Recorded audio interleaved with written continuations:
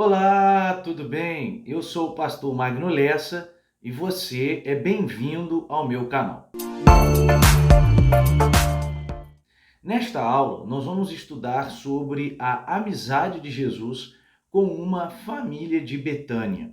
O texto áureo se encontra em João, capítulo 11, versículo 5, que diz assim: Ora, Jesus amava a Marta e a Maria e a Lázaro.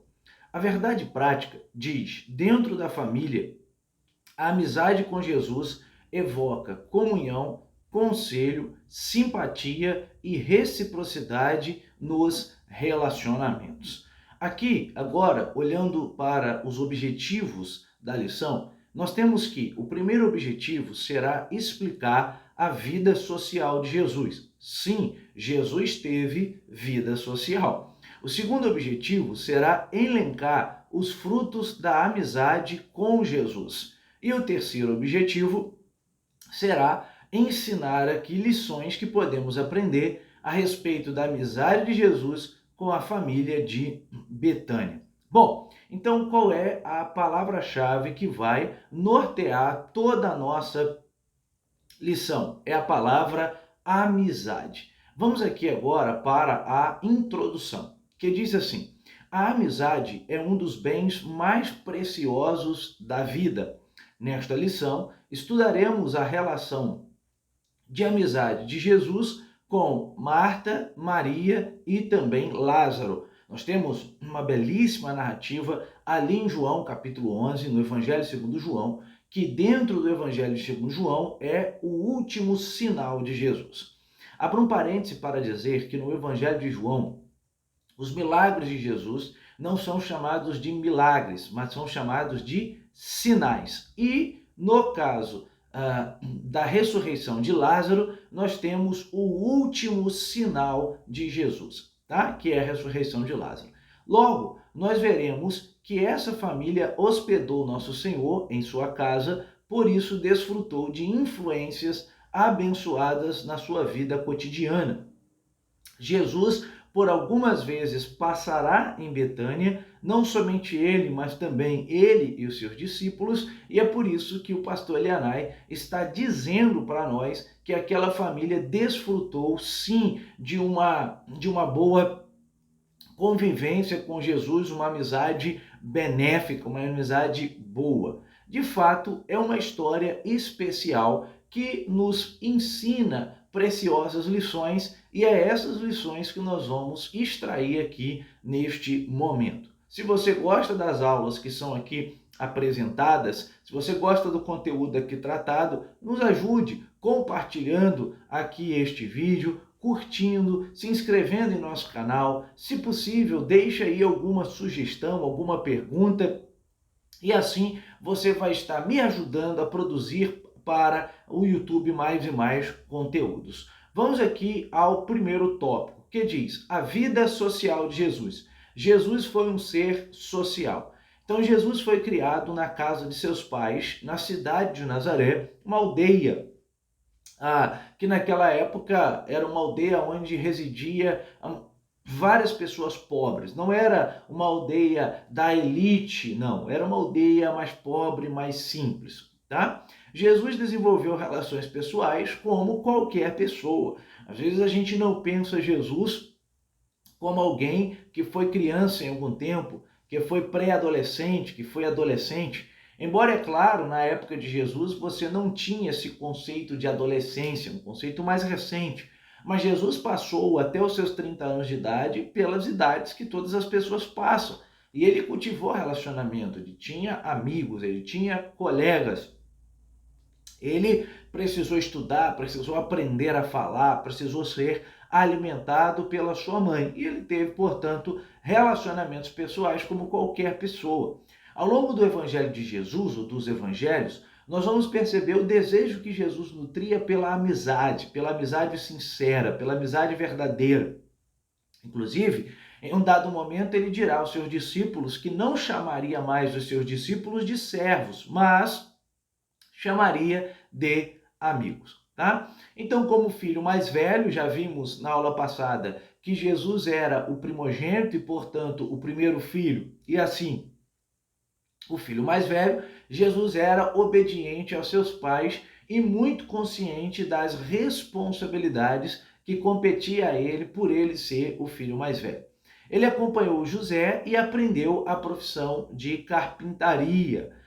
Lembrando que a expressão para carpinteiro também permite a tradução por pedreiro. E aí existe a dúvida se Jesus, a profissão era carpinteiro ou pedreiro, o que faz com que alguns estudiosos prefiram entender como alguém que trabalhava com madeira e também com pedra. Então, no relacionamento social, Jesus convivia com pessoas tanto as de dentro quanto as de fora. Ou seja, ele convivia com as pessoas de dentro da sua família, com as pessoas de fora da sua família, tá? E ali ele consequentemente estabeleceu amizade. Ele era uma pessoa que tinha vida social, ele era um ser social. Jesus não foi um monge eremita que viveu no deserto e depois de 30 anos ele apareceu para ali ser batizado por João e começar o seu ministério. Não, Jesus teve vida social. Ele ia quando era convidado a casamentos. João, capítulo de número 2. Jesus ia às festas religiosas em Jerusalém, tá? Então Jesus teve vida pública, ok? Bom, então depois de deixar a casa de sua mãe, ele passou a seguir a vontade de Deus e, portanto, o projeto de Deus para ele. Então, nesse tempo, que aí a gente afirma que Jesus tinha aí por volta de 30 anos de idade, Jesus vai peregrinar por toda a terra da Palestina, pregando o evangelho e realizando prodígios e sinais, isto é, fazendo milagres, tá? De várias ordens, milagres relacionados a fenômenos da natureza, milagres relacionados à cura, à ressuscitação, milagres relacionados à mudança de elementos, à multiplicação, ok? Ele vai, então, começar o seu ministério como alguém itinerante. Itinerante eram pessoas que viajavam em cidades da época pregando ou ensinando alguma coisa. Então, no caso de Jesus, ele admite para os seus discípulos em João 15,15, vocês não são mais servos, vocês são amigos. Eu abro um parêntese para dizer uma coisa. Jesus deseja ter uma amizade conosco. Esse relacionamento conosco que passa pela amizade deve ser um relacionamento de intimidade. Jesus quer ser íntimo de mim e de você. Jesus quer estar perto, estar próximo de nós. Bom, então uma casa hospedeira. Havia uma família em Betânia. Betânia era uma aldeia que não ficava muito distante de Nazaré, ela relativamente próxima, e era uma Betânia, era uma família que desfrutava de uma bela amizade com Jesus. E a família, então, ela era composta de Marta, Maria e Lázaro. Dar-nos a entender que residiam os três irmãos na mesma casa. Dar-nos também a entender que Marta era a irmã mais velha, Maria, a irmã do meio, e Lázaro, o irmão caçula. Então, toda vez que Jesus ia em direção a Jerusalém, Jesus procurava visitar essa família que estava em Betânia, porque Jesus nutriu uma amizade especial por essa família. É por isso que em João capítulo 11, nós somos informados que Jesus amava Marta, Maria e a Lázaro. E ali nós temos uma lição belíssima. Maria tinha a sua personalidade. Nós veremos ao longo dos evangelhos que ela tinha uma personalidade mais de ouvir Jesus, de estar aos pés de Jesus. Tanto é verdade que todas as vezes que Maria é apresentada nos evangelhos, ela está aos pés de Jesus. Ou ela vai estar para aprender, ou ela vai estar aos pés de Jesus para chorar ou para agradecer. E Marta, ela tinha uma outra personalidade. Lembra que houve um momento em que Jesus chega na casa de Marta, Maria e Lázaro, e Maria está ouvindo Jesus e Marta trabalhando, e Marta questiona Jesus se ele vai permitir Maria continuar parada do jeito que estava. Então, eram características, personalidades diferentes, mas a Bíblia diz que Jesus amava todos eles. Talvez a minha personalidade não é igual à sua, e é muito provável que não seja igual à sua que está me ouvindo.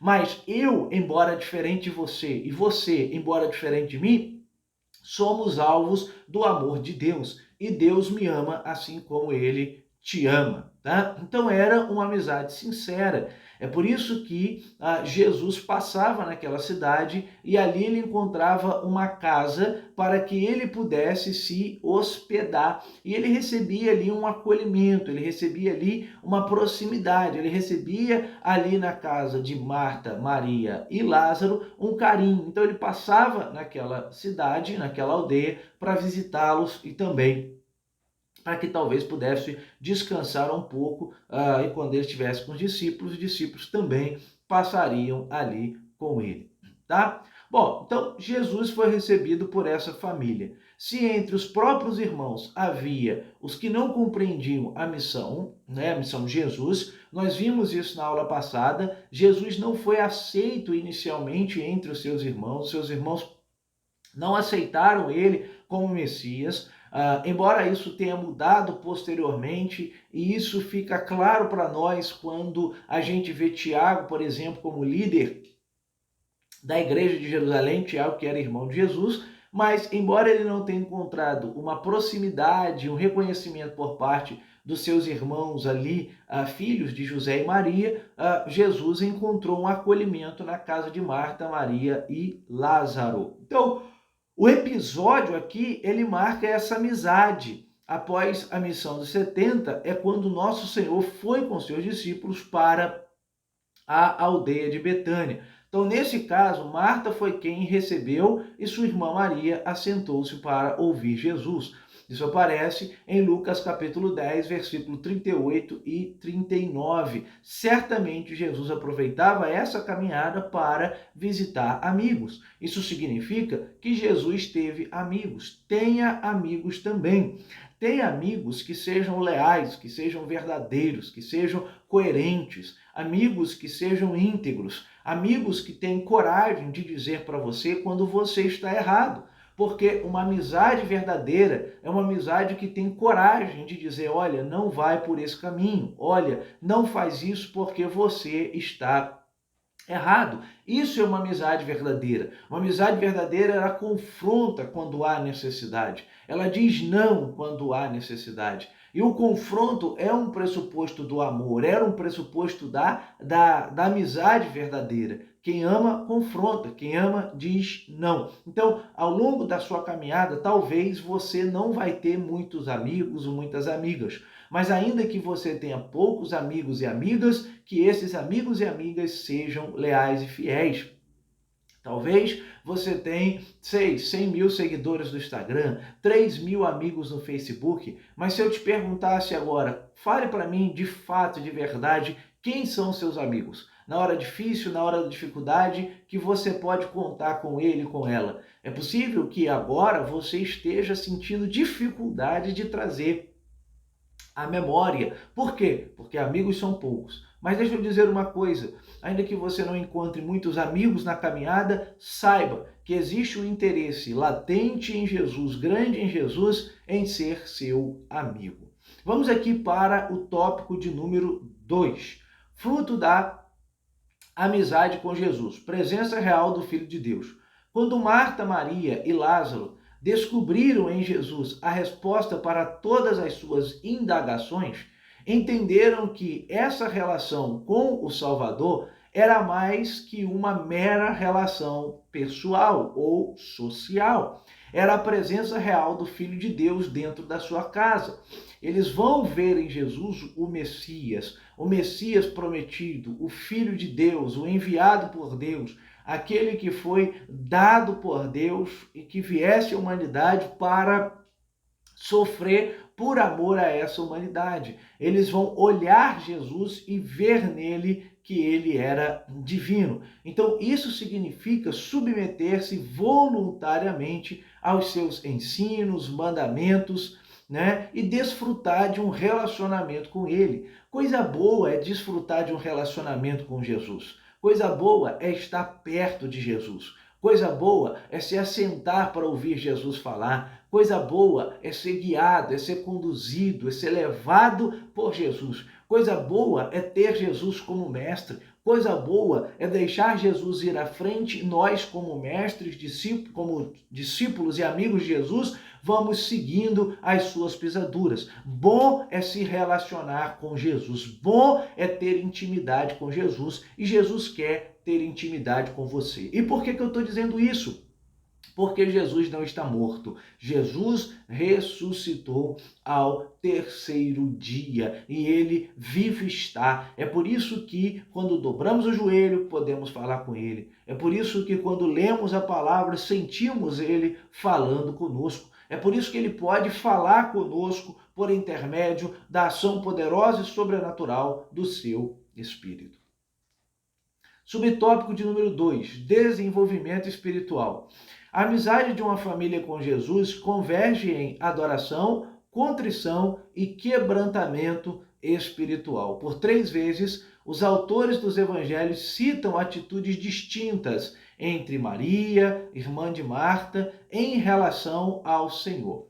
No primeiro caso, quando Jesus visita a casa de Maria, Maria está assentada para ouvir Jesus. Havia um interesse no coração de Maria, e esse interesse era ouvir Jesus ensinar, ouvir Jesus falar, parar para ouvir Jesus. E quando a Marta questiona Maria por tal ato, Jesus diz: calma, Marta, Maria escolheu a boa parte e isso não será tirado. Ou seja, ninguém poderá tirá-la dos pés de Jesus. Eu aprendo uma lição belíssima com Maria ali. O melhor lugar para estar é aos pés de Jesus. O lugar mais alto que você pode estar será aos pés de Jesus. Os pés de Jesus é o melhor lugar que o crente pode estar. Note a profunda humildade de Maria sentada aos pés para ouvir. Note o amor que Maria vai depositar em Jesus e o desejo dela de parar para ouvir e aprender com Jesus. Eu acho isso fantástico. Maria me ensina essa belíssima lição, né? Cuidado, às vezes os seus afazeres diários podem tirar de você a possibilidade de parar para ouvir Jesus. Marta estava muito atarefada, Marta estava muito preocupada e ela se prendeu demais com as preocupações dentro de casa. Não é que ela não tinha que agir dentro dessa casa, ela tinha, mas ela ficou presa demais com todas aquelas preocupações dentro de casa que ela se esqueceu de parar para ouvir Jesus. No segundo caso, ou seja, no segundo momento em que a gente vê Jesus se encontrando com essa família, nós temos a informação que Lázaro havia morrido, estava morto. Jesus acaba se atrasando um pouco e agora ele chega na casa de Marta, Maria e Lázaro já morto há 4 dias. Não é um ambiente de alegria, não é um ambiente de regozijo, de gozo, de felicidade, é um ambiente de tristeza. Eles estão tristes, as irmãs estão abatidas, as pessoas estão ali na casa chorando juntamente com elas. E Jesus chega naquele momento. E a Bíblia Sagrada diz que ao chegar ali, Jesus vai ressuscitar Lázaro. Note que era uma família que abraçou Jesus antes da provação, estava com Jesus na provação, buscou recurso em Jesus e depois da provação também. Em João, capítulo 12, nós temos a informação que Maria vai adorar Jesus. Esse texto aparece em outros evangelhos e os comentaristas basicamente acreditam que Jesus estava naquele momento ali na casa de Simão, né, o leproso. Possivelmente esse Simão era ex-leproso, talvez Jesus tenha curado esse Simão, tá? Isso porque se ele fosse leproso naquele momento, Jesus não estaria ali. E então Maria aparece para adorar Jesus. Maria aparece e ela quebra um vaso de nardo puro, um perfume caríssimo, que custava 300 dias de trabalho, ou seja, cerca de 1 ano de trabalho. Essa mulher chega e quebra esse perfume aos pés de Jesus, dizendo: Jesus, eu te agradeço. Muito obrigado. Amém? Vamos aqui para o subtópico 3, serviço concreto. Se com Maria aprendemos uma espiritualidade profunda, com Marta aprendemos o serviço em família. As preocupações de Marta com os trabalhos do lar indicam a intenção de agradar Jesus, oferecendo-lhe uma hospitalidade especial. É claro que naquele momento que Jesus questiona Marta pela sua atitude, Marta estava fazendo uma função importante. Mas naquele momento o mais importante era parar para ouvir Jesus. Mas ainda assim, nós podemos aprender que Marta, ela sempre aparece ali com essa disponibilidade para trabalhar. Ela aparece com a disponibilidade, com a intenção de agradar Jesus. Ela quer que tudo esteja favorável. Ela quer que tudo esteja no seu devido lugar para que Jesus seja recebido da melhor maneira possível. Que esse sentimento também norteie o nosso coração. Que possamos fazer de tudo para agradar Jesus. Que o nosso coração esteja aberto, esteja receptível para receber a palavra de Jesus, para receber o aconchego de Jesus. Amém? Então, aos que condenam a atitude de Marta, uma atitude ativa, ela até foi admoestada pelo Senhor. No entanto, ela estava fazendo uma ação boa. Também é verdade que ela também estava fazendo uma ação boa. Então, quando a família estabelece uma relação de amizade a partir de Jesus, deve-se levar em conta o serviço, a manutenção do lar. Em Jesus, cada membro da família deve ser ativo nas tarefas. Agora, sem esquecer que a prioridade ela é espiritual. As atividades do dia a dia, os afazeres do dia a dia são importantes, são necessários, mas não podem fazer com que você negligencie o parar para ouvir Jesus. Amém? Vamos aqui então a algumas lições que nós podemos extrair dessa história. A primeira é uma lição de amor. Então a história de amizade de Jesus com essa família nos leva a conhecer como essa família via Jesus como alguém especial. Nós temos, é claro, os 12 discípulos de Jesus. Embora Lucas diga para nós que Jesus também tinha mulheres que andavam com ele, né? Isso aparece em Lucas capítulo 8, algumas mulheres ali também andavam com Jesus. Mas nós podemos dizer que Marta, Maria e Lázaro também eram discípulos e discípulos de Jesus. Discípulas de Jesus. E Lázaro, discípulo de Jesus. Ambos os irmãos criam em tudo que o mestre ensinava. Eram reverentes em hospedar o mestre com uma hospedagem honrosa. Eles amavam a Jesus e Jesus amava a eles. Aqui aprendemos que o amor é o sentimento que deve nortear a relação da família cristã.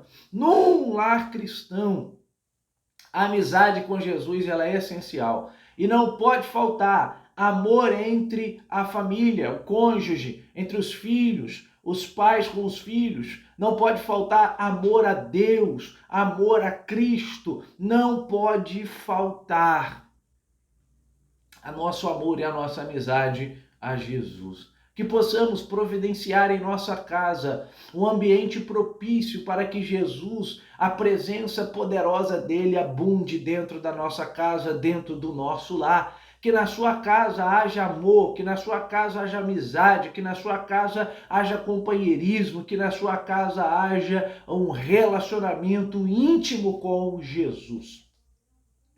Segundo subtópico, compreender o outro. Vimos que Marta e Maria tinham perfis distintos, diferentes. Um agia mais com o coração, o outro agia mais com a mão. Como eu disse no começo, as personalidades elas são diferentes, mas Jesus ama a todos. uma tinha uma emoção mais intensa, a outra falava de uma maneira direta e franca, uma era mais sossegada e tranquila, a outra era mais contemplativa e silenciosa. Entretanto, ambas recebiam Jesus em sua casa com alegria e com honra.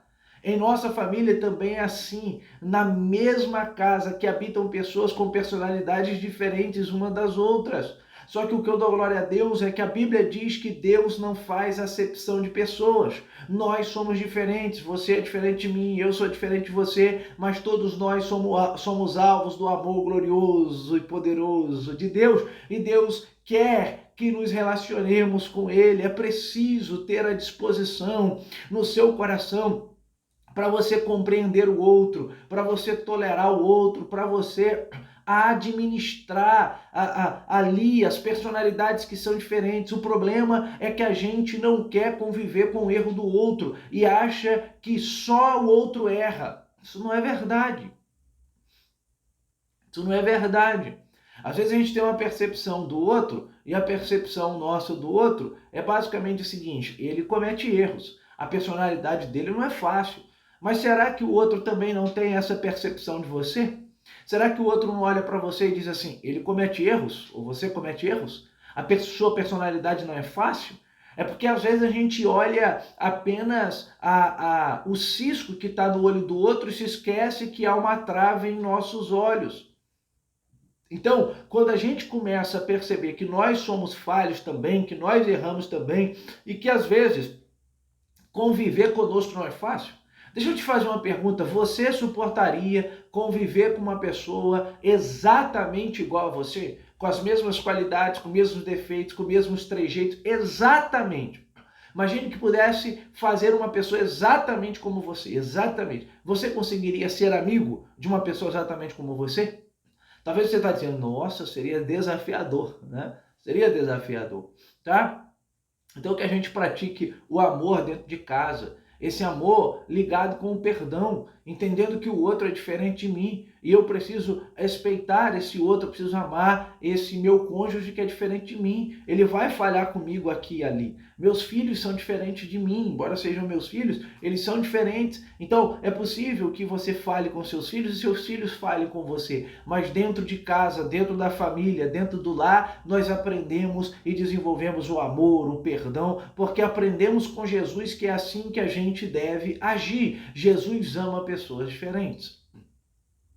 Ponderar quanto aos cuidados da vida. Desejando agradar a Cristo, Marta trabalha para dar o melhor da sua casa para Jesus.